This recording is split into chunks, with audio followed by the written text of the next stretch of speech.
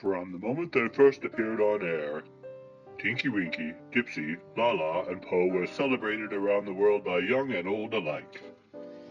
With perhaps the exception of that horrible afternoon my mother and father were killed in the Boddington Frozen Shepherd's Pie Factory gas explosion, February 16, 2001 was the most upsetting day in my entire life.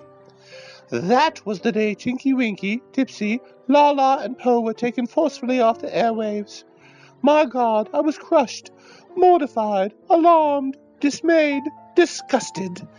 You can't imagine the joy those terry-cloth-attired creatures brought to my sad little orphanage life. They brought color to my drab little world. Theirs was a land of goodness and sunshine, and my own life has never been the same since.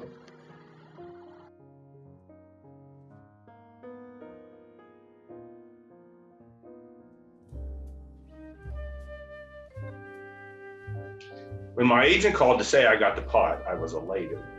But then he told me I'd have to wear a purple onesie and talk in a British accent. A baby British accent.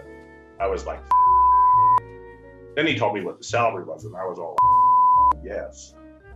It wasn't until after I signed the contract that I learned about the television insertion surgery. By then, it was too late to back out. My studio was looking for a children's television program to replace the Queen Bodine clown and cooking show. My boyfriend Rafe and I was lounging around in our terry-cloth bathrobes, watching Upstairs, Downstairs on the TV.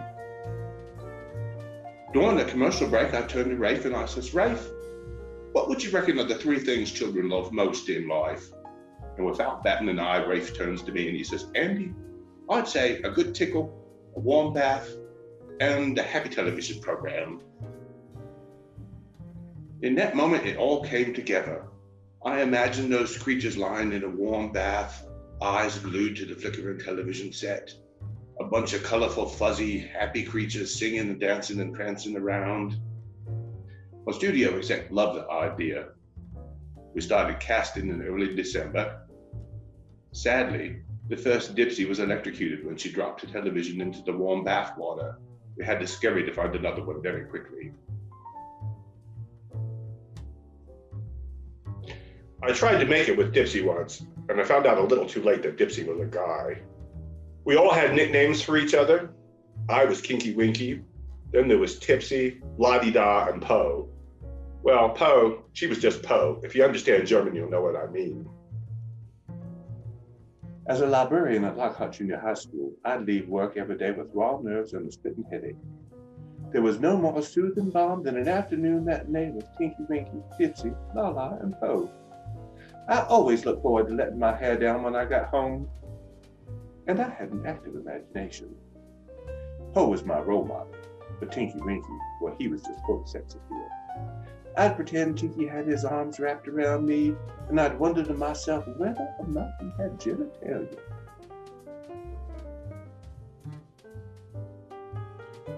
Things aren't so bad here at the nursing home.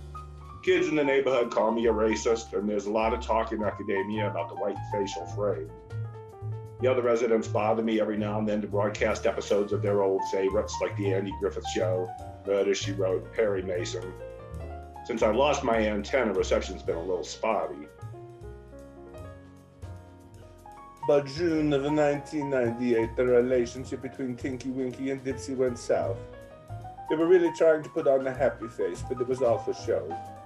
There was trouble in Teletubby land. Tinky Winky started to carry a handbag. Laa-Laa was lacking in motivation. She didn't have any of that crazy motivation that fans of her early shows loved. What came with fame for Laa-Laa was drug use. Her emotional breakdown was a strain on everyone.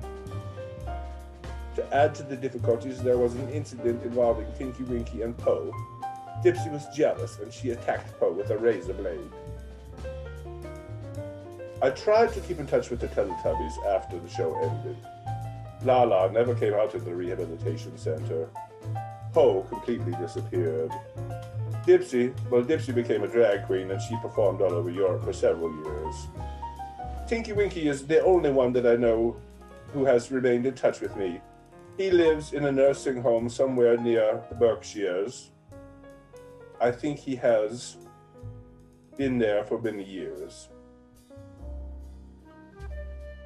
I lost touch with the others when the show ended.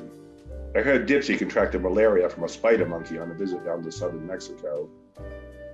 Lala joined a Buddhist commune, and I don't know what happened to Poe. God, I miss those guys. Something fierce. As the head producer for the program, I was responsible for all aspects of communication. We got wonderful letters from children all around the world, but it was the adults who asked the hard questions. Why is Dipsy black? What does Nunu eat? Does Poe have a vagina? What the hell is a Teletubby anyway supposed to be? Surprise!